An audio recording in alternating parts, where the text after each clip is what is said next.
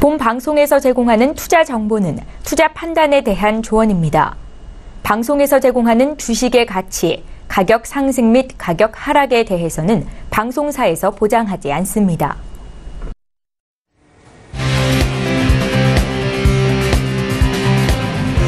슈퍼스탁 발굴 프로젝트 글로벌 슈퍼스탁의 김민아입니다. 제롬 파월 의장이 재차 미국 경제에 대해서 자신감을 드러냈습니다. 노동시장, 수출입, 그리고 소비 지출까지 모두 안정적이라는 말인데요. 이 세계의 경제가 네트워크가 연결이 되면서 동조화 추세가 나타났고, 그렇다면 미국의 경제가 좋아지면서 우리나라의 경제도 덩달아 좋아져야 하는데 최근의 모습은 그렇지가 않습니다. 이에 따라서 동조화 시대는 끝났다, 국내 증시는 긴 박스권에 갇힐 것이다라는 부정적인 해석들도 나오고 있는데요. 과연 정말 우리 국내 증시 미국의 영향권 내에서 밖으로 벗어난 걸까요? 오늘도 저희 글로벌 슈퍼스탁의 세계 증시 분석을 여러분과 함께 해보겠습니다. 저희 방송은요, 서울경제TV 홈페이지 그리고 톡스타 홈페이지를 통해서 함께 하실 수 있습니다. cntv.co.kr, 톡스타.co.kr을 통해서 접속해 보시기 바랍니다. 참고로 본 방송에서 제공하고 있는 정보는 투자 판단에 대한 조언일 뿐 주식의 가치나 수익률을 보장하고 있지 않습니다. 저희 서울경제TV는 자본시장법을 준수하여 1:1 투자 상담, 유사수신 행위, 무인가 영업행위, 불법 대여계좌 홍보 및 가입 권유 등 모든 불법 사항들 엄중하게 금지하고 있습니다. 출발하기 전에 시장 동향부터 체크해 보겠습니다. 네, 먼저 국내 증시로 가보도록 하겠습니다. 먼저 코스피 지수입니다.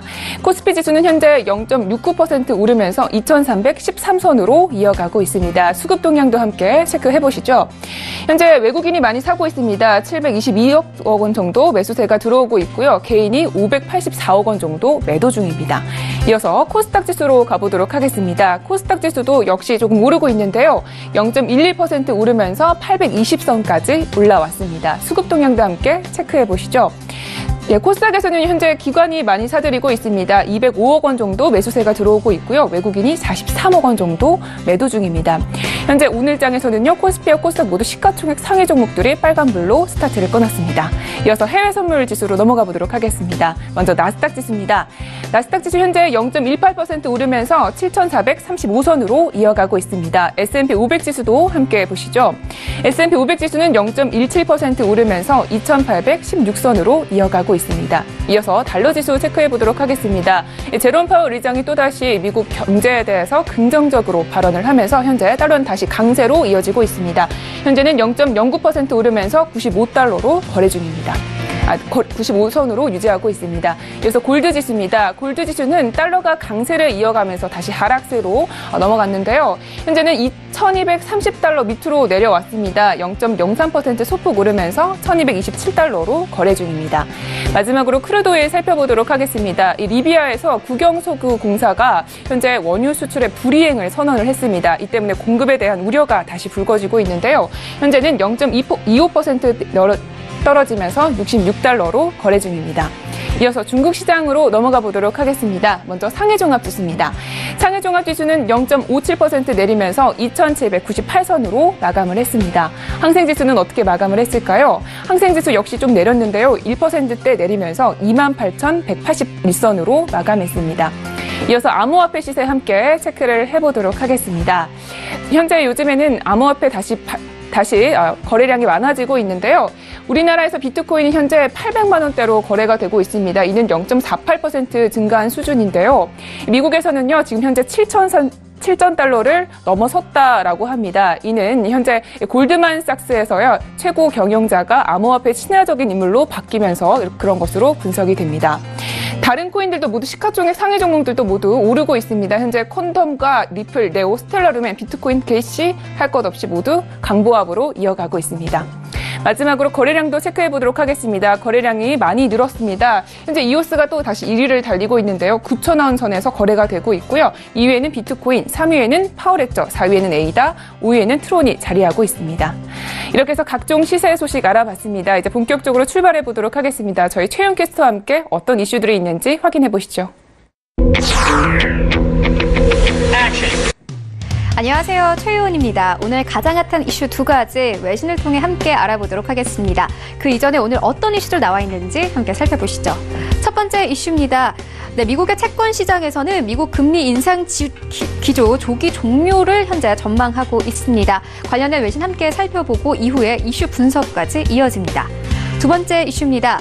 현재 파월의 연준 의장 파월이 미국의 두 번째 쿼터 성장세가 매우 강력하다며 인플레이션 또한 고무적이다 이렇게 발언을 했다고 합니다.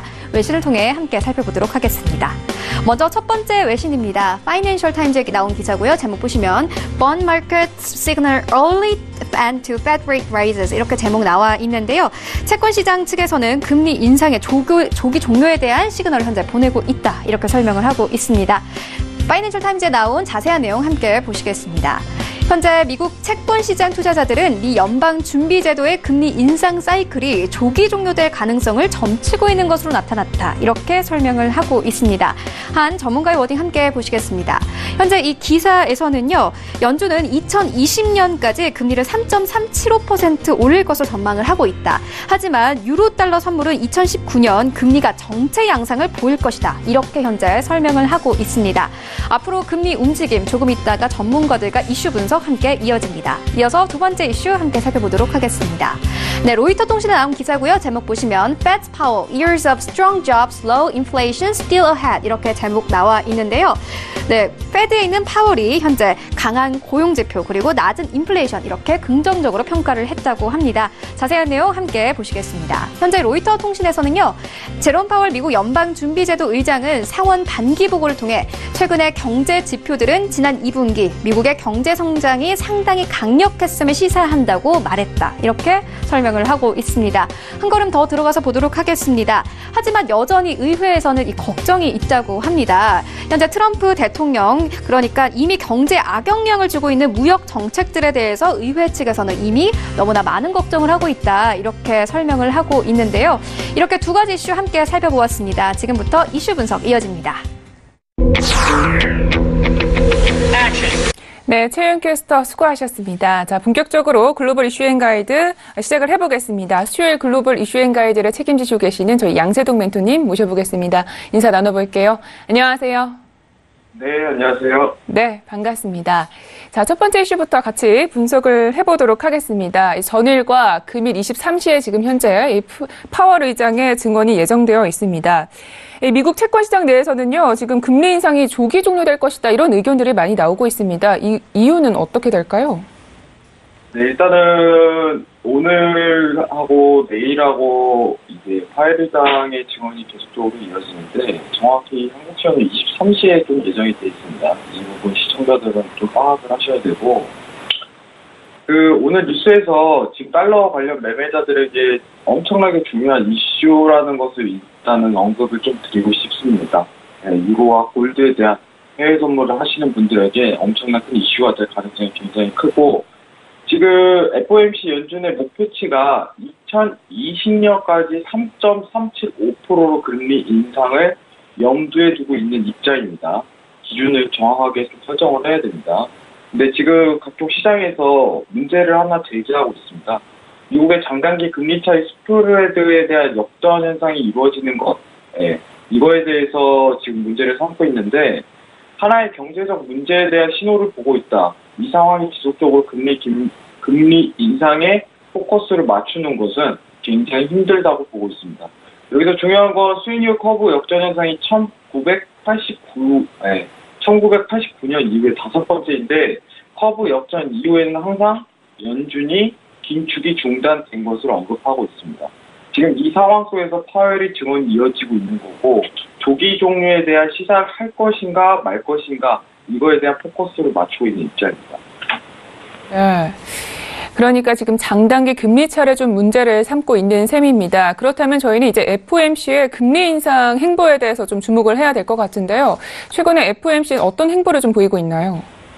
네, 최근에 이제 FOMC 행보에 대해서 이제 집중을 하는 이유는 파웰 의장이 지금 발언과 관련해 갖고 어떤 식으로 시장의 반응이 일으킬지에 대한 판단이 필요하기 때문이겠죠. 일단 2017년도에 파웰은 이사직에 있었고, 지금은 의장이지만 지금 이사직에 원래 있었어요. 금리 인상을 매우 반대하는 인물이었어요. 작년 한 해까지만 해도. FOMC 이사 중에는 라일 브레이너드, 파웰 또한 이렇게 반대하는 입장인데 올해부터 갑자기 비둘기적인 그 성향 자체를 버리고 갑자기 매파 성향으로 변하기 시작했어요. FOMC 멤버 전체적으로 지금 금리 인상에 대해서 지속성을 강조하고 있는 입장인데 파웰의 증언에 가장 주목해야 될 점이 지금 일단 비둘기적인 모습을 띠냐 안 띠냐에 따라 시장의 움직임이 예상될 걸로 보고 있습니다. 오늘 한국 시간으로 정확히 23시, 저녁 23시죠. 두 번째 증언이 이어지는데 좀 더 자세한 뉴스는 다음 뉴스를 통해 얘기를 나누도록 하겠습니다. 네, 알겠습니다. 그러면 두 번째 이슈도 함께 체크를 좀 해보도록 하겠습니다. 현재 이 파월 의장이요, 미국의 경제 성장세가 굉장히 뚜렷하다, 그리고 인플레는 고무적이다 이런 발언을 했습니다. 저희 어떻게 좀 해석을 하면 좋을까요? 네, 일단은 지금 이 발언 자체는 이제 첫 번째 증언이죠. 어제 전일자 증언이 이어진 다음 나온 뉴스예요. 바로 즉각적으로 나온 뉴스이기 때문에 이 부분에 대해서 조금 집중할 필요가 있어요. 자, 비둘기적인 발언을 지금 아직까지는 하지 않은 상황입니다. 인플레이션이 고무적이란 표현 자체는 앞으로 금리 인상은 계속 지속적으로 이루어질 것이다. 우리는 경제 성장이 아직도 두드러진다. 이거를 강조하는 입장이에요. 그게 바로 말을 뱉자마자 어제 시장 상황도 갑자기 급격하게 변하기 시작했고 급작스럽게 이제 시장에 대해서도 태도가 나타났어요. 근데 오늘도 이제 또 증언이 있습니다. 지금 다수의 투자자들은 오늘의 증언까지 보고 매매 위치적 판단을 하시는 게 좀 더 유리하겠다. 이 정도 생각을 하시는 게 좀 좋을 것 같아요. 지금부터 좀 차트를 볼 텐데, 지금 이제부터 나스닥하고 이제 달러 차트를 조금 집중해서 볼 거예요. 여러분들도 조금 포커스를 맞추고 보시기 바랍니다. 원래 이제 전일자, 전전일자 관련해갖고, 여기 보시면은 메모 하단 칸에 보시면은 달러 인덱스 자체가 무너져 내리기 시작했어요. 이게 바로 조기 금리 인상에 대한 가능성에 대한 시사다. 이렇게 좀 판단할 수 있는데 증언 자체에서 오히려 반대적인 얘기가 나왔죠. 야, 우리 인플레이션 앞으로 올라갈 것이다. 금리 앞으로 지속적으로 올릴 것이다. 이런 태도를 보이자마자 달러가 쉬지 않고 올라오고 있는 겁니다. 그러면은 지금 오늘 매매는 어떻게 해야 되나요? 하면은 여러분들한테 지금 말씀드리고 싶은 거는 파웰의 증언이 아직 한 차례 더 남아있다는 거예요. 증언 자체를 확인하시고 이거 자체를 확인하시고 그 다음에 매매를 하셔야 되는데 어제와 같은 똑같은 멘트를 한다면은 달러 인덱스가 일봉상으로 다시 한번 고가를 더 밀릴 수 있는 여건 자체가 돼요. 지금 어떻게 보면은 즉각적으로 반응이 나는데 이 기준 자체에서 만약에 비둘기파적인 모습을 조금이라도 띈다면은 고점이 형성될 가능성이 굉장히 열려요. 달러 인덱스가. 최근 달러 인덱스에 대한 고점이 열릴 가능성이 굉장히 큽니다. 근데 어제와 같은 비슷한 멘트를 해버리면은 박스 또는 이제 매수세가 유지가 되는 거예요. 달러가 한 번 더 상방으로 칠 만한 시황이 조건이 연결이 되는 거죠. 그렇기 때문에 지금 오늘 어떻게 나올지 예상을 하는 것보다는 시청자분들이 멘트를 보고 과연 파웰이 어떤 발언을 하였는지, 이 발언에는 무슨 의미가 담겨 있는지 이 부분에 대한 의도를 파악하시고 매매에 집중하시는 게 굉장히 유리하겠다. 이렇게 보시면 되겠습니다. 네, 알겠습니다. 그러면 오늘의 23시에 예정되어 있는 파월 의장의 말에 좀 주목을 하셔야겠습니다. 이렇게 해서 이슈 두 가지 잘 짚어봤습니다. 이번에는요, 저희 해외 선물 시장에 잘 대응할 수 있도록 가이드 한 주평을 듣도록 하겠습니다. 자, 멘토님, 오늘의 가이드는요? 네, 파웰의 증언에 따라 1, 2개월간의 달러의 동향이 바뀔 것이다. 네. 방금 이슈를 통해서도 말씀을 해주셨던 부분인데요. 자, 그렇다면 지금 현재는 굉장히 달러가 강세로 이어지고 있잖아요. 비둘기파적인 발언을 하게 되면 다시 하락세로 좀 전환할 수 있는 그런 가능성도 있을까요? 비둘기파적인 발언을 한다면은 저는 개인적으로 달러 인덱스가 변곡이 온다고 보고 있어요. 이거는 왜 그렇게 판단을 해야 되냐면은 이번 비둘기파적 발언은 미국 금리 인상 부분하고 굉장히 밀접한 관계가 있어요. 통화 기조, 잠시만요. 네. 전반적으로 달러의 동향이 바뀔 것이다라고 말씀해 주셨는데. 다시 설명드리도록 하겠습니다. 네. 이런 비둘기파적인 발언을 한다면은 달러 인덱스가 변곡이 올 가능성이 굉장히 크다고 보고 있어요. 이게 왜 그러냐면은 이번 증언 자체는 앞으로 미국 금리 인상 부분하고 굉장한 밀접한 관계가 있습니다. 비둘기파적인 발언을 한다면은 조기 종료에 대한 가능성을 시사하는 거고 미국 금리에 대한 통화 기조에 대한 변화를 예상을 하는 거예요. 앞으로 조기 종료를 할 가능성이 시사가 된다. 아, 조기 종료가 열리는구나. 그렇기 때문에 달러가 변곡이 올 수밖에 없어요. 하지만 전일과 같은 우리 인플레이션 굉장히 고무적이야. 경제성장 지속적으로 이루어질 거다. 이런 식으로 멘트를 날린다면은 변곡이 아니라 오히려 더 추가 상승에 대한 여건을 남기는 거겠죠. 그렇기 때문에 오늘 멘트에서 비둘기적인 요소를 담고 있냐 안 담고 있냐 그 차이에 굉장히 집중을 하셔야 될 듯합니다. 네, 알겠습니다. 이렇게 해서 가이드 한 줄 평 잘 들어봤습니다. 자, 그렇다면 본격적으로 매매 전략 시간으로 가보도록 하겠습니다. 자, 지난 시간에 어떤 트레이딩 전략을 좀 펼쳐주셨는지 이야기를 들어보고요. 오늘 장은 저희가 어떻게 대응을 하면 좋을지 이야기도 들어보도록 하겠습니다. 사실 이제 전일 달러 인덱스 관련해 갖고는 이제 매매를 스탑을 했어요. 제가 개인적으로 보고 있는 이제 골드 포지션이라든가 그런 거에 굉장히 포커스를 맞췄는데 지금 각종 이제 그 해외 토픽이나 이런 시황적인 얘기는 조기 종료에 대한 가능성을 굉장히 시사하고 있기 때문에 파웰의 의장을 보고 이제 매매를 하는 것이 굉장히 유리하겠다. 이 정도 판단을 하는 입장이고 지금 달러 인덱스가 다시 한번 이게 변곡이 나와야지 큰 시장을 먹을 수 있겠다. 이 정도 생각을 가지고 있거든요. 그렇기 때문에 비둘기적인 모습을 띠면은 저는 즉각적으로 매수를 장기 포지션을 들어갈 생각입니다. 근데 그게 아니라 만약에 전일과 같은 아까도 얘기했죠. 전일과 같은 똑같은 상황이 연출이 된다면은 굳이 지금 매매할 필요가 없어져요. 왜냐면은 다시 한번 파동을 만들 준비를 할 거니까. 그렇기 때문에 오늘 자체는 개인적으로 저는 23시에 어떤 발언을 하고 나오는지 조금 확인을 하시는 시간을 가지셨으면 좋겠습니다. 근데 여기서 주목해야 될 거는 이번 통화 기조 증원 자체가 나스닥 미국 증시하고 달러 인덱스 관련 상품이죠. 유로, 엔, 골드 다 영향을 주는 거예요. 그렇기 때문에 전반적인 시장 자체를 다 영향을 주기 때문에 이 부분에 대해 변화를 굉장히 민감하게 포착을 해야 된다고 보고 있습니다. 일단은 나스닥 차트를 같이 한번 보도록 할게요. 자, 전일 이제 나스닥 지수 자체가 전전에 이제 공개를 했는데 추세장에 대한 기조가 어제 사실 끊기긴 했어요. 일목균형표가 밀리면서 끊기긴 했는데 파웰 의장이 이제 경제 성장에 대해서 또 추가적인 멘트를 했죠. 미국 금리 인상이 간접적으로 미국 증시에 영향을 끼치는데 어제 부정적인 발언이 아니라 더 추가적으로 우리는 경제 성장을 이룰 것이야 이런 식으로 멘트를 치자마자 지속적으로 쉬지 않고 올라오는 국면에 지금 놓여 있습니다. 그렇거든요. 그러면은 오늘 멘트에서 어떤 식으로 발언을 하느냐에 따라 또다시 한번 원웨이 장이 형성될 가능성이 커요. 그러면은 경제 성장에 대해서 또 좋게 얘기한다면 다시 한번 매수가 또 이어지는 거고 이게 아니라 아까 얘기했던 것처럼 비둘기적인 모습을 뿜는다면은 다시 한번 하방으로 고점을 형성하고 내려오는 그 구간을 형성할 가능성이 굉장히 큽니다.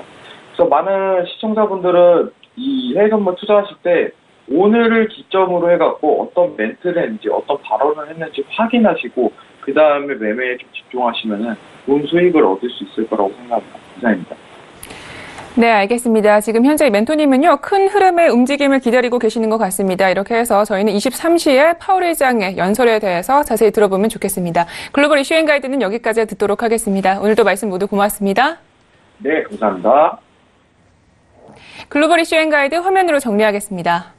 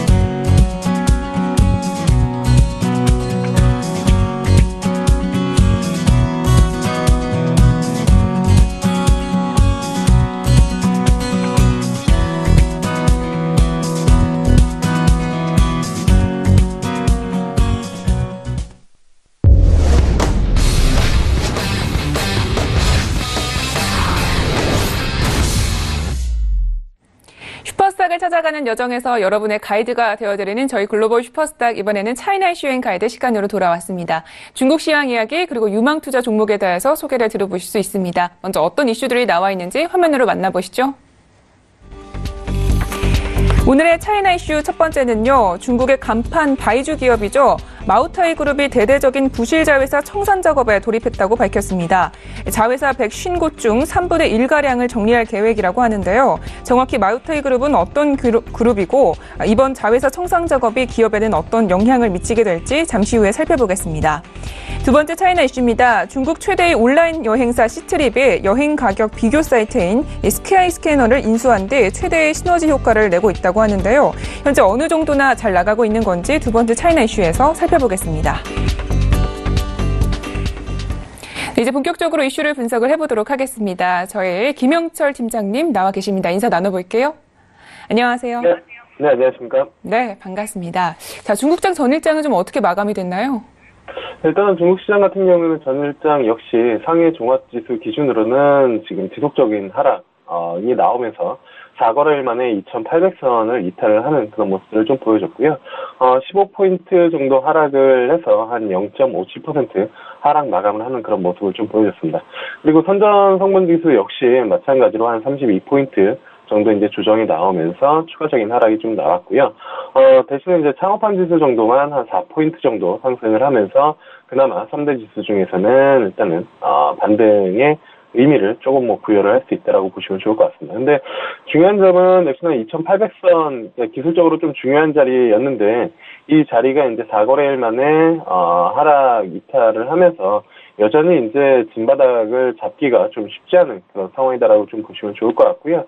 그다음에 이제 중국 같은 경우에 GDP 성장률이 한 6.7%로 집계되고 이게 이제 1분기 성장률보다 한 0.1%포인트 하락한 수준이어서 이 부분들, 그리고 이제, 역시나, 중미, 미중 무역 전쟁에 대한 부분들 때문에, 2020년까지 그 글로벌 GDP 성장률 한 0.5%포인트 줄어들 것이다. 여러 가지 이제 IMF 통계들이 나오면서 전반적으로 지수를, 끌어내리는 그런 요인이, 발생이 됐다. 이렇게 좀 보시면 좋을 것 같습니다. 네, 중국 증시는 아직까지 바닥을 정확하게 확인을 하지 못한 모습입니다. 자, 중국장 전일장 시향을 알아봤고요. 이어서 이슈 분석에 들어가 보도록 하겠습니다. 먼저 첫 번째 이슈부터 볼게요. 먼저 어떤 뉴스인가요? 일단은 그 마오타이주라고 해서 중국의 이제 그 100주 중에서는 가장 이제 명주로 이제 일컬어지는 그 그룹이 있는데요. 사실 우리는 이제 마오타이주라고만 이제 알고 있고 그냥 이제 술 제조 기업이라고만 알고 있지만 이 기업이 이제 그 자회사들이 상당히 좀 많습니다. 한 150여 개가 넘는 그런 상황인데 이 중에서 그 한 3분의 1 정도를 청산을 하기로 했다. 이러한 이제 뉴스가 어제 좀 나와가지고 이 부분들을 좀 관심 있게 지켜보면 좋지 않을까 이렇게 좀 보고 있습니다. 네, 알겠습니다. 자, 그렇다면 좀 먼저 이 중국의 간판 바이주 그룹인 마이타우 그룹에 대해서 좀 정확하게 저희가 설명을 듣고 싶은데요. 일단은 말씀드린 것처럼 국내로 보면 이제 하이트 진로를 떠올리시는 분들이 좀 많이 있을 수 있는데요. 역시나 이제 주력은 역시나 그 마오타이주, 그러니까 그 백주에 대한 생산, 판매에 대한 그런 부분들이지만 일단은 1999년도에 이제 성립이 됐고요. 그다음에 2001년도 8월에 상해 거래소에 이제 상장이 되었습니다. 프랑스에는 이제 꼬냑이 있고 영국에는 이제 스카치 위스키랑 이제 어깨를 나란히 한다라고 이제 시장에서는 좀 이야기가 나오고 있는 그런 이제 세계 3대 증류주다라고 이제 좀 보시면 좋을 것 같고요. 중국에는 이제 8대 명주가 있는데 그 마오타이주만 이제 중국의 국주로 이제 불리고 있는 그런 상황입니다. 역사는 한 2000년 정도 되고 이게 이제 향이 참 특이하기 때문에 이러한 부분들이 시장에서는 상당히 좀 그러니까 그 애주가들 사이에서는 상당히 좀 좋은 술 그리고 이제 선물을 주고 받을 때 이게 이제 상당 부분 이제 그 사람에 대한 예의, 예우 이러한 부분들을 표현할 수 있는 그런 술이다 이렇게 좀 보시면 좋을 것 같습니다. 네, 이 설명을 좀 들어보면 하이테질러와 같이 우리나라의 국내 주류 기업과 같은 기업이 아닌가 이렇게 보여지는데 지금 자회사가 150여 곳이라고 합니다. 굉장히 많은 자회사인데 상당히 좀 많은 수준이네요. 네, 일단은 앞서도 말씀드렸지만 국내에서 이제 마오타이주라고 하면은 사실 이제 중국 여행 갔다가 이제 지인들에게 선물을 해주는, 뭐, 또는 은사님에게 이제 선물을 해주는 그런 이제 툴로도 많이 이제 뭐 인식이 되어 있고, 중국 내부에서도 사실 시진핑 정부 초기 때 그런 이제 부정부패 척결 때문에 이 술을 뭐 선물하는 것들을 금지를 하는 그런 부분들도 있었지만, 뭐 전반적으로 인식 자체가 그런 주류 기업으로 좀 인식이 많이 되어 있습니다. 근데 이게 이제 그 브랜드 자체가 한 163개 브랜드 정도가 있고요.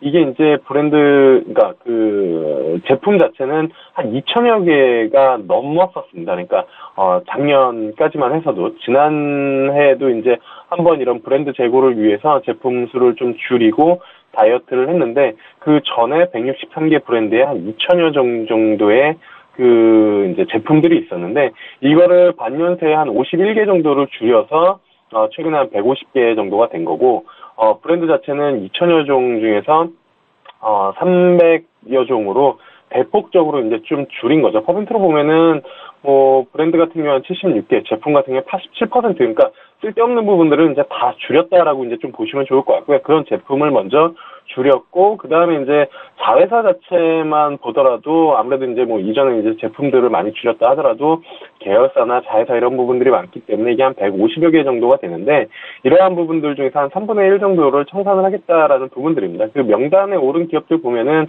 이게 이제 포지셔닝이 약간 애매하고, 그러니까 사실 시너지 효과가 없는 그런 부분들 쪽, 그리고 이게 이제 잠재 리스크가 있는 뭐 좀비 기업 이런 부분들, 그리고 마오타이 그룹에 대한 그 브랜드를 깎아먹는 이런 부분들을 좀 줄여나가는 부분들이기 때문에 뭐 기업 자체에서는 충분히 뭐 긍정적인 효과를 좀 가져올 수 있다, 이렇게 좀 보시면 좋을 것 같습니다. 네, 알겠습니다. 자, 그렇다면 중요한 것은 이번 결과에 따라서 우리가 아주 실적 기대감을 좀 가져가도 되는 건지 이것인데요. 어떨까요? 네, 일단은 뭐 쓸데없는 비용들을 좀 줄여나가고 있기 때문에 충분히 좀 관심을 가져볼 만하다라고 이제 좀 보고 있습니다. 올해 상반기만 해도 전년 동기 대비 한 37% 정도 늘어나서 매출이 한 350억 위안 정도 거둘 것으로 예상이 되고 있고요. 순이익 또한 40% 정도 증가될 것으로 예상이 되고 있고, 여기에 이제 스위스 크레딧 같은 경우에는 이 투자 의견 상향, 그러니까 아웃퍼폼을 하는 상향으로 이런 구조조정과 관련해가지고 매출 증가세도 같이 이뤄지고 있는 그런 상황이기 때문에 충분히 관심을 가져볼 만하다, 이렇게 좀 보시면 좋을 것 같습니다. 네, 알겠습니다. 자, 계속해서 두 번째 이슈도 함께 체크를 해보도록 하겠습니다. 자, 여행사와 관련된 이슈인데요. 어떤 뉴스인가요? 네, 사실 이제 그 시트립이라는 그 중국 최대 온라인 여행사가 이제 스카이 스캐너를 인수를 하면서 두 회사 모두 이제 시너지 효과가 좀 나오고 있다라고 이제 시장에서 평가가 되고 있고요. 영국 파이낸셜 타임즈 기준으로는 일단은 그 스카이 스캐너를 인수를 할 때 이제 약간 도박이다라고 시장의 평가가 좀 많았었는데, 이 도박이 성공한 것 같다라는 코멘트들이 시장에서 좀 나오고 있다. 요 관련된 기사입니다. 네. 자, 이번에도 이 기사를 조금 더 저희가 자세하게 이해하기 위해서 우선 시트립이라는 기업에 대해서 먼저 알아보면 좋겠습니다. 네, 사실 이제 시트립이 중국 기업인지를 알고 계셨던 분들도 많이 없으실 거고요. 그다음에 그 한국에서는 상당히 좀 유명한 스카이 스캐너를 시트립이 갖고 있다라는 것도 이제 알고 계시는 분들이 좀 많이 없어지셨을 텐데요. 시트립 자체는 1999년도에 이제 상하이에 설립이 돼서 중국의 1위 OTA, 그러니까 온라인 트래블 에이전시라고 이제 좀 보시면 좋을 것 같고요. 여기서는 이제 뭐 교통, 그다음에 항공, 숙박, 뭐 렌터, 패키지, 뭐 이런 출장 관련된 대부분의 이제 서비스를 하고 있다라고 보시면 좋을 것 같습니다. 근데 왜 시트립이 이제 중국 기업이다라는 인식이 많이 없었냐면, 이게 이제 2003년도에 나스닥에 상장이 됐고요. 그다음에 2015년도 같은 경우에는 일단은 뭐 중국 OTA 2위 업체인 취날, 뭐 중국 쪽으로는 어디 가냐, 뭐 이러한 이제 뭐 그건데 이제 영어로 이제 취날이라고 이제 뭐 표현이 된 그 기업이랑, 그다음에 이롱, 이거는 인수를 하면서 전 세계 온라인 여행 시장 점유율의 약 70%를 넘어가는 뭐 글로벌 대기업으로 좀 커 나갔다, 이렇게 좀 보시면 좋을 것 같고요.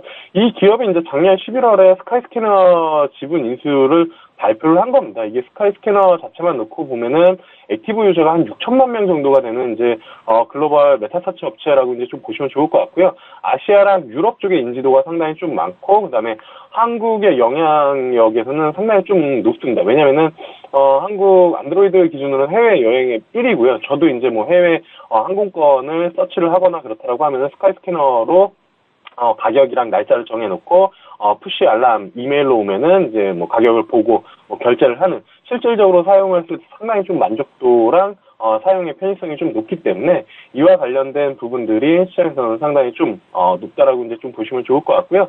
뭐 지속적인 시너지 효과가 조금 뭐 발생이 될 가능성이 좀 높다 이렇게 좀 보시면 좋을 것 같습니다. 그래서 뭐 중국 관련된 주식은 아니지만 시트립을 충분히 좀 관심을 뭐 해외여행으로 스카이스캐너를 많이 사용하시는 분들 같은 경우는 시트립에 대한 관심도를 좀 높여나가는 것도 상당히 좀 뭐 투자에는 도움이 되지 않을까 이렇게 좀 보고 있습니다. 네, 알겠습니다. 이 시트립이라는 기업이요, 지금 중국 내에서 시장 분포도가 거의 70%나 육박을 한다고 합니다. 사실 저도 이 스카이 스캐너를 좀 사용해 본 적이 있거든요. 그런데 이 스카이 스캐너가 지금 시트립에 피인수된 기업인지는 몰랐어요. 네, 일단은 앞서서 이제 뭐 설명을 좀 간단히 드렸는데 작년 11월에 이제 지분 인수를 발표를 했고요. 이게 이제 시장에서는 앞서 이제 그 코멘트한 것처럼 도박이다라고 이제 좀 표현이 됐었던 부분들입니다. 왜냐하면 스카이스캐너가 워낙 이제 그 액티브 유저도 많고 유럽 쪽에 영향이 컸었던 그런 부분들이기 때문에 이걸 인수를 하면서 그 시트립이 이제 아시아 쪽 특히나 이제 한국 쪽의 영향력을 좀 키웠던 그런 부분들이고 실질적으로 뭐 해외 쪽 그 여행 어플 국내에서 보면은 이 부분들이 점유율 시간적으로도 상당히 높습니다. 지금 표를 보면은 아시겠지만 스카이스캐너 같은 거 1인당 뭐 한국 내에서는 62시간 정도 사용하는 에어비앤비가 26분, 호텔스닷컴이 한 20분, 호텔스 컴바인 13분, 아고다 17분 이 정도에 비하면은 압도적으로 왜냐하면 해외여행은 일단은 항공권을 끊어놔야 그 이제 뭐 숙박이나 이러한 부분들을 알아보기 때문에 얼마나 좋은 날짜에 저렴한 가격으로 항공권을 끊는지 이 부분들이 가장 중요하고 해외여행에 대한 뭐 비용들을 책정하는데 가장 좀 중요한 부분들이어서 스카이스캐너의 한국 내의 입지는 상당히 좀 탄탄하다라고 보고 있고요. 앞으로도 향후 추가적인 성장이 충분히 좀 가능하다. 그리고 시트립에서 일단은 스카이스캐너를 앞세워서 아시아 쪽에 대한 공략을 지속적으로 좀 강할 가능성이 좀 높기 때문에 시트립에 대한 뭐 관심은 뭐 충분히 늘려나가도 좋다 이렇게 좀 판단을 하고 있습니다.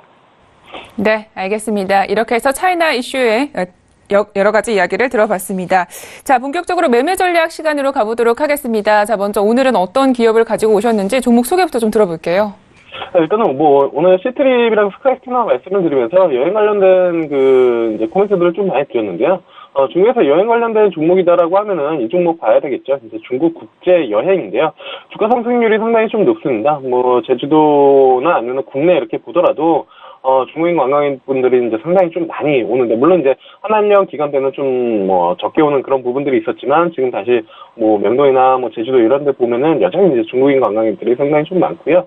이러한 부분들 중국의 국내에 이제 뭐 그 하나투어나 모더투어 이 관련된 뭐 그런 기업이다라고 이제 좀 보시면 좋을 것 같고요.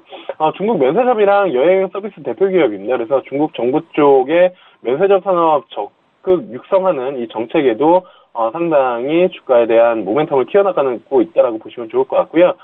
공항 쪽으로 보면은 대도시 공항의 면세점 운영권을 확보하고 있고요. 섬 쪽에서는 2018년도에 제3 면세점 완공에 대한 부분들, 그리고 종합쇼핑몰 2020년 완공, 이렇게 해서 이제 그 면세 쪽에 대한 모멘텀을 키워나가고 있는데, 이 중국 국제여행이 면세점이랑 여행 서비스 대표 기업이기 때문에 주가에 대한 추가적인 상승이 충분히 좀 가능하지 않을까 이렇게 좀 보고 있고요. 최근에 뭐 주가 움직임도 나쁘지 않습니다. 그래서 매수가는 70.000 위안, 목표가는 일단은 85.000, 그리고 손절가는 65.000 위안으로 잡고 대응하시면 좋지 않을까 이렇게 좀 보고 있습니다. 네, 알겠습니다. 지금 상해에 상장되어 있는 기업입니다. 중국 국제여행에 대해서 소개를 들어보셨습니다. 자, 이렇게 해서 저희 차이나 이슈 앤 가이드는 여기까지 들어보겠습니다. 오늘도 말씀 모두 고맙습니다. 네, 감사합니다. 차이나 이슈 앤 가이드 화면으로 정리하겠습니다.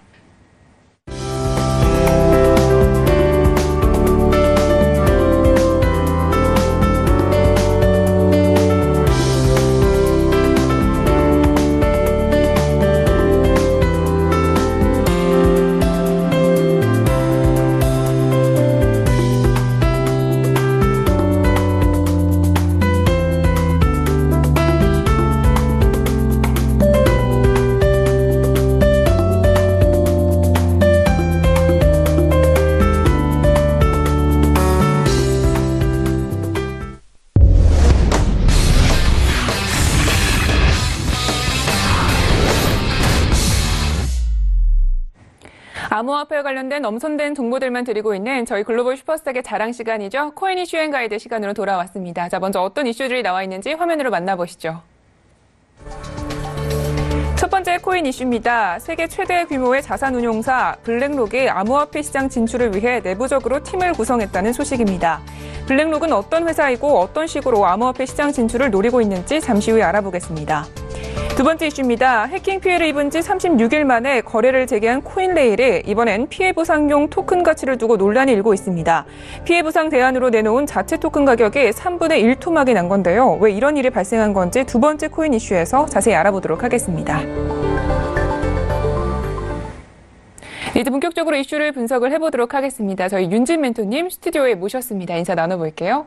안녕하세요. 네, 안녕하세요. 네, 반갑습니다. 자, 첫 번째 이슈부터 분석을 해보도록 할게요. 먼저 어떤 이슈인가요? 네, 일단 세계 최대 자산운용사죠. 블랙록. 이제 7,000조 자산운용을 하고 있는 세계 넘버1입니다. 예. 사실 저희 자회사 이름도 제가 블랙록을 너무 좋아하다 보니까 블랙월이라는 이름을 갖고 있어요. 그래서 이제 블랙록 같은 경우에는 자산 운용 규모에 있어서 압도적으로 1위인데 좀 유명한 사례가 있다면 2008년 경제 위기 때 1위로 탈환했던 기업입니다. 사실 그때는 대부분의 금융사들이 오히려 망해가던 시점이었어요. 네, 망해가고 오히려 자산 운용 규모가 줄어들고 시가총액이 줄어들던 시점이었습니다. 근데 그 시점에 가장 유명했던 부분이 기존의 이 블랙록의 CEO인 레리 핑크. 레리 핑크가 원래 MBS 채권, 즉 주택 기반으로 하는 채권 부분을 먼저 개발을 했던 팀에 있었습니다. 그래서 이 MBS에 대해서 좀 정확히 인지를 하고 있다 보니까 2008년 경제 위기 때 사실 그 폭탄 돌리기에 참여를 하지 않고 있었죠. 그리고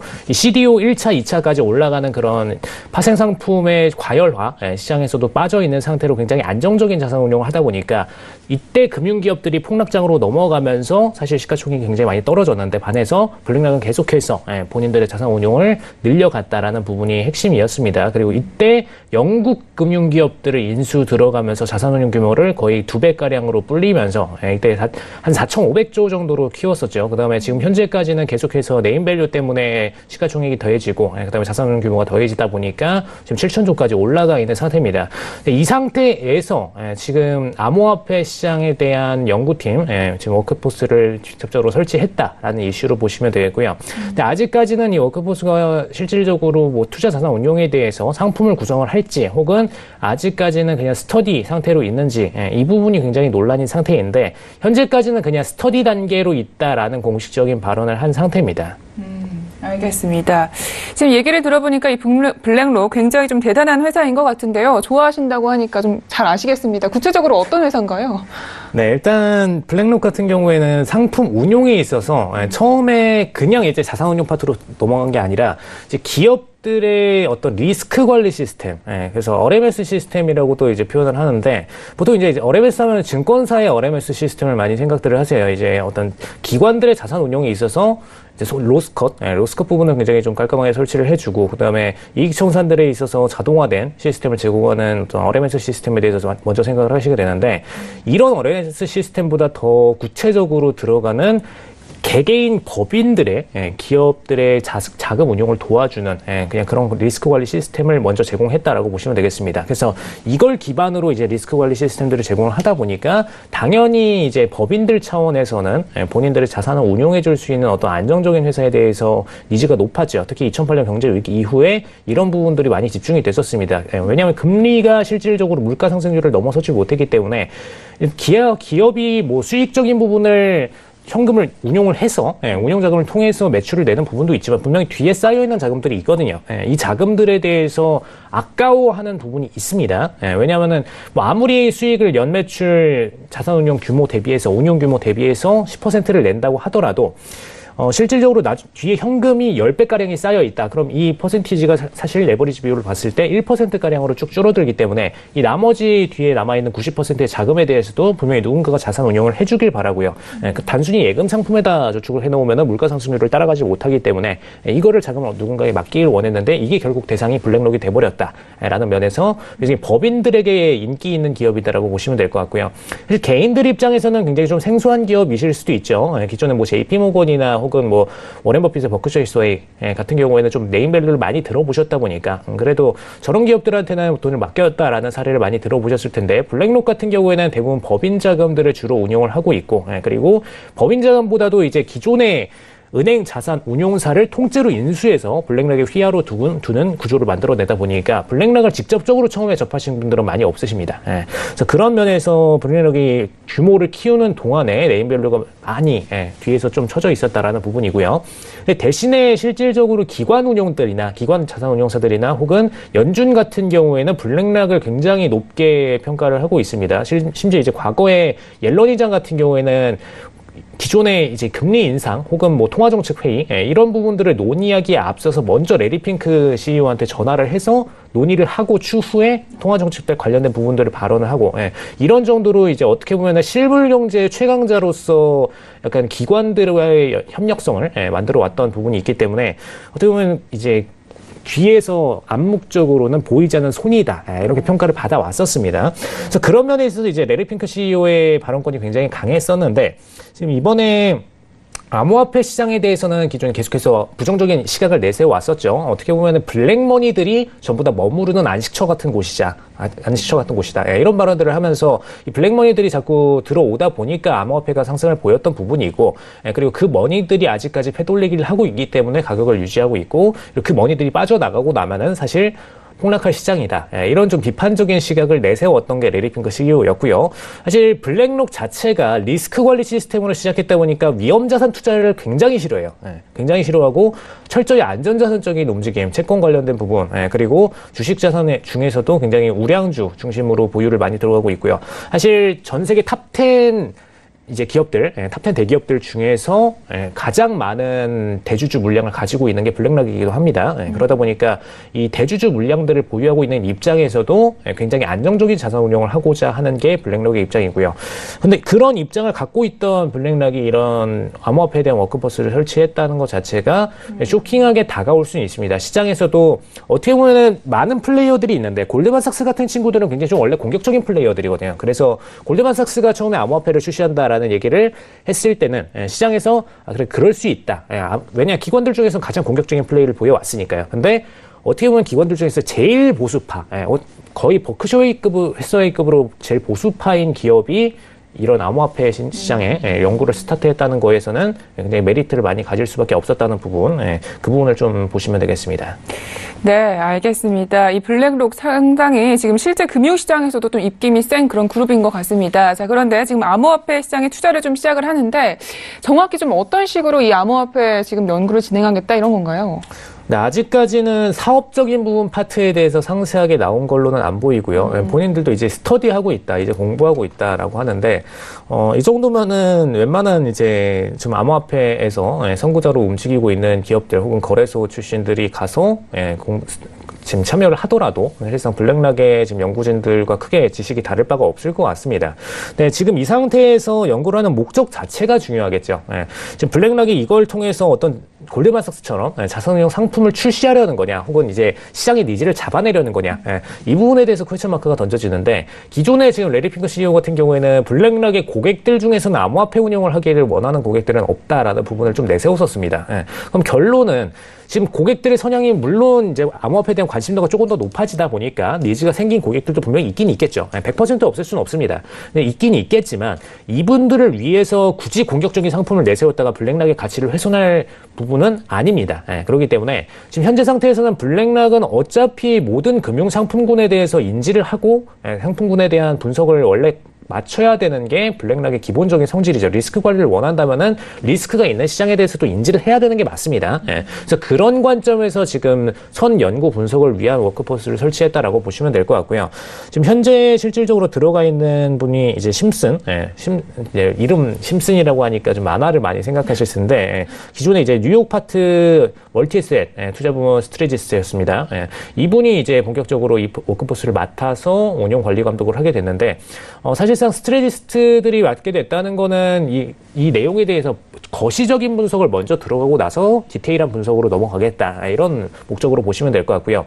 이 관계에서 먼저 블랙락이 거시적인 분석을 하고 나서 사업적인 부분으로 들어갈 가능성을 좀 미리 분석을 드리자면, 암호화폐에 대한 직접 투자를 분석 들어갈 가능성은 굉장히 좀 낮습니다. 오히려 블록체인 기업들에 대한 분석, 그 다음에 블록체인 기술을 수출할 수 있는 기업, 이 두 가지 파트에 대해서 먼저 집중적인 투자가 들어갈 것으로 보여지고요. 일단 블록체인을 통해 통해서 분명히 금융적인 시스템들이 개선될 수 있는 것도 맞고요. 그다음에 이 블록체인 시스템을 넣어서 기존의 블랙록이 갖고 있던 리스크 관리 시스템을 개선시킬 수도 있습니다. 예. 그래서 이런 두 가지 부분들 둘 다 볼 때 블랙록이 내부적인 시스템을 개선할 수도 있고 혹은 투자 파트로 넘어갈 수도 있고 블록체인 시스템에 대해서는 분명히 그건 있다는 점 참고하시면 되겠고요. 다만 암호화폐에 대해서는 직접적으로 들어갈 가능성은 없는데 유일하게 암호화폐 중에서 투자할 가능성이 있는 상품이 있다면은 기존에 최근에 이제 중앙은행 자체 발행 코인들에 대해서 포커스가 많이 되고 있죠. 이런 중앙은행 자체 발행 코인 기술을 납품하는 기업들, 기술을 납품하는 기업들 입장에서는 일단 매출을 끌어올릴 수 있기 때문에 이런 기업들까지는 어느 정도 투자 비중이 좀 나눠질 수 있겠다라고 말씀을 드릴 수 있습니다. 근데 지금 암호화폐 시가총액 전체 총합이 지금 블랙락의 자산운용 규모 아까 말씀드렸던 7,000조 대비해서 거의 한 20분의 1 정도밖에 안 됩니다. 그러다 보니까 이 금액으로 블랙락이 충분히 암호화폐 시장을 다 좌지우지할 수 있다라는 얘기를 많이 좀 꺼내놓는 언론사들이 있는데 사실 7,000조라는 금액은 대부분의 금액이 이제 채권이나 주식시장으로 다 들어가 있는 금액이기 때문에 여기서 공격적인 상품으로 운영할 수 있는 금액은 거의 이제 20분의 1 이하로 보셔야 됩니다. 그래서 이런 상품들이 들어갔을 때 사실상 암호화폐 시장은 그렇게 큰 폭으로 움직이지 않을 것이다 라고 보시면 될 것 같습니다. 네, 그런데 사실 이 금융사들은 좀 암호화폐에 대해서 좀 대체로 부정적으로 보고 있는 것이다 라고 생각을 했었는데 최근에 이 블랙록 이슈로 굉장히 시세가 막 반등이 많이 일어났어요. 그렇다면 시장에서는 좀 블랙록에 대해서 어떻게 바라보고 있는 건가요? 네, 사실 최근 장에 많이 반등을 일으켰던 주체가 블랙록 이슈가 터지고 나서 공격적으로 어제 장에도 한 6,800선까지 지금 선물장 기준으로 굉장히 강한 반등을 보였었죠.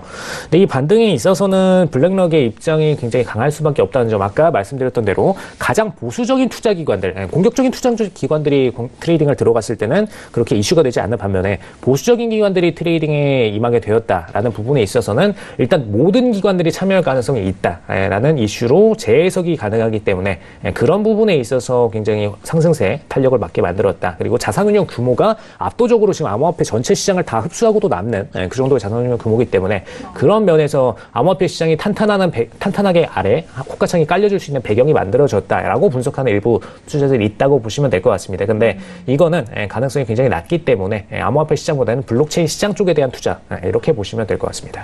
알겠습니다. 첫 번째 이슈는 여기까지 분석을 해보도록 하겠습니다. 자, 계속해서 두 번째 이슈도 함께 살펴볼게요. 지금 코인레일에 관련한 이야기인데요. 먼저 이슈 설명부터 들어볼게요. 네, 이제 코인레일에 대한 설명 저번에 한번 드렸는데 이제 보상 방식을 본인들의 거래 수수료를 통해서 지속적으로 갚아 나가겠다라는 방식 첫 번째로 말씀을 드렸고 두 번째 방식으로는 본인들의 레일이라는 본인들의 화폐가 있으면 토큰을 발행을 해서 이걸 보상 대안으로 반납을 한 다음에 다시 이 레일 보상을 통해서 이 보상 금액을 충족을 하고 추후에 이 금액에 대해서 오픈을 들어가면은 본격적으로 이제 트레이딩을 할 수 있는 시장이 열린다 이런 부분들을 제시를 했었는데 사실상 트레이딩 시장이 열리고 나니까 3분의 1 토막이 났습니다. 본인들이 제시를 했던 1레일당 0.72원 0.72원의 가격이 지금 떨어져서 0.2원 정도 수준에서 머물고 있다라는 부분. 입니다. 네, 저번에도 저희가 이 레일 보상권에 대해서 대표님과 함께 이야기를 나눠본 적이 있었는데요. 직접적으로 지금 언급을 해주셨어요. 이 보상금이 가치가 좀 하락할 것이다 이렇게 말씀해 주셨는데 실제로 지금 그런 상황이 일어난 거죠? 네, 일단 중요한 부분이 기존에 뭐 레일을 어떻게 발행을 하는지 그리고 이 부분이 유동통화 물량으로 어떻게 빠져나가는지 두 가지가 굉장히 중요한데 일단 발행량에 있어서는 본인들이 발행량을 딱 정해놓고선 일정 시점 기준으로 발행을 들어가고 그 다음에 시장에서 오픈을 들어가고 이 절차에 대해서는 문제가 없습니다. 근데 발행 가격을 처음에 정해놨죠. 1레일당 0.72원이라는 가격으로 이 가격을 정했습니다. 그리고 나서 지금 51%에 대한 금액을 사실상 시장에 지금 보상 대책안으로 풀어냈죠. 풀어내서 배상을 했는데 이렇게 지금 물량의 절반가량을 지금 보상 대책안으로 확 풀어버리면은 당연히 일반 투자자들 입장에서는 이걸 빠르게 차익 실현을 던지고 나서 본인들이 원하던 코인 트레이딩으로 넘어가고 싶은 게 기본적인 심리입니다. 그러다 보니까 왜냐하면 레일이라는 것 자체는 그냥 중간 통화로서의 역할이지 레일 자체의 보유 가치가 없기 때문에 뭐 F코인 같이 나중에 추후 거래 수수료 수익을 계속해서 빨아들일 수 있다. 이런 토큰이라면 보유 가치가 있겠죠. 근데 그런 상태가 아니기 때문에 더군다나 뭐 기존의 F코인 같은 경우에는 시가총액 상위로 쫙 끌어올랐던 부분이 있지만 지금 최근에 뭐 코인레일 같은 경우에는 오히려 이미지 타격을 입고 나서 계속해서 거래량이 줄어들고 있는 상황에서 더 이상 레일에 대한 보유 가치가 굉장히 없겠죠. 그러다 보니까 차익 실현 물량들을 51% 물량들이 계속해서 던질 수밖에 없었고 실질적으로 0.72원 가격은 계속해서 하락해서 현재 0.2원까지 떨어진 상태라고 보시면 될 것 같습니다. 네. 기본적으로 이 인플레이션의 원칙에 대해서 인지를 하셔야 되는데 인플레이션에 있어서 가장 중요한 부분이 유동 통화량이죠. 유동 통화량이 기존에 예측했던 수치보다 몇 배 더 증가했다라고 한다면 당연히 인플레이션 퍼센트는 거기에 비례하게 증가한다라고 보셔야 됩니다. 네, 알겠습니다. 자, 그렇다면 지금 현재 코인레일의 상태에 대해서 좀 궁금합니다. 앞으로 좀 추가적으로 어떤 피해 대책을 좀 발표한 게 있는지 이런 부분에 대해서도 말씀 들어보죠. 네, 일단 해킹 피해 금액에 대해서 이제 본격적으로 보상을 레일을 통해서 들어갔었고, 그 다음에 이제 거래소의 수익을 통해서 배분하겠다라는 부분. 이거는 그래도 뭐 가능성은 말이 되지만 사실 거래량이 계속 줄어들고 있는 입장에서는 이 금액 자체가 굉장히 미미해질 것으로 보입니다. 추후에. 더군다나 지금 레일이 이렇게 폭락하는 장까지 만들어졌기 때문에 더 이상 레일을 통해서 거래하고 싶은 투자자들이 거의 없을 것 같아요. 근데 이 와중에 문제는 코인을 추가 상장을 시켰습니다. 아직 보상을 다 마치지 못한 상황인데 거의 한 23개의 코인에서도 보상을 마치지 못한 상황인데 추가로 5개 코인을 상장을 시켰어요. 네. 그럼 이 문제점이 굉장히 좀 일반인들한테는 충격적으로 좀 다가올 수 있다라는 부분이고요. 왜냐하면 트레이딩 보상이 아직 이루어지지 않은 상태에서 계속해서 코인을 추가한다는 거는 더 리스크만 올릴 수 있는 게 아니냐. 네. 그리고 레일 중앙통화의 가치도 계속해서 떨어지고 있는데 그럼 이 부분은 사실상 피해자들에게 있어서 지속적으로 어떤 보상 금액에 대한 부분이 줄어들고 있는 게 아니냐. 이렇게 지금 분석을 하고 있는 상황이기 때문에 추후 거의 뱅크런에 가까울 정도로 레일을 팔아 넘기고 투자자들이 이탈할 가능성도 있지 않을까라는 부분이 좀 문제점으로 제시되는 상태입니다. 네, 알겠습니다. 자, 그러면 이 문제가 과연 물량 과대 발행으로 지금 인플레이션이 난 건지 간략하게 좀 들어보도록 하겠습니다.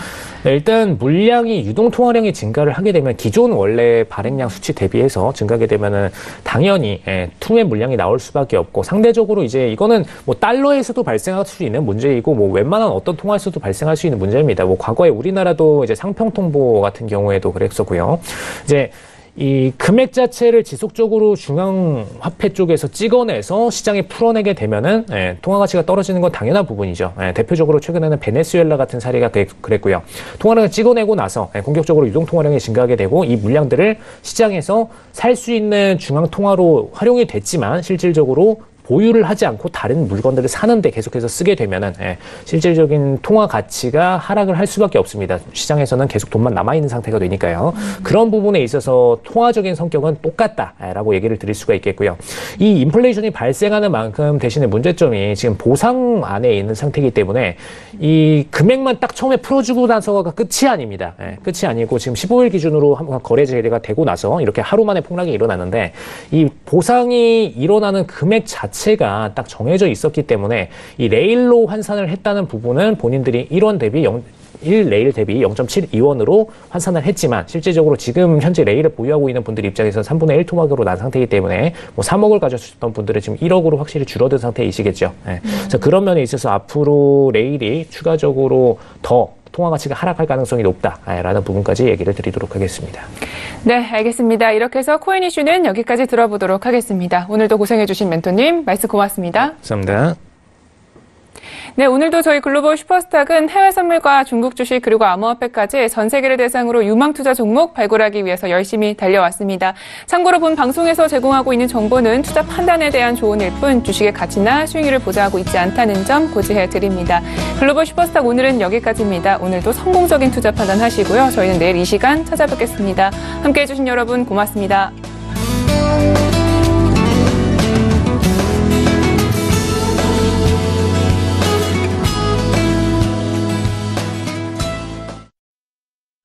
본 방송에서 제공하는 투자 정보는 투자 판단에 대한 조언입니다.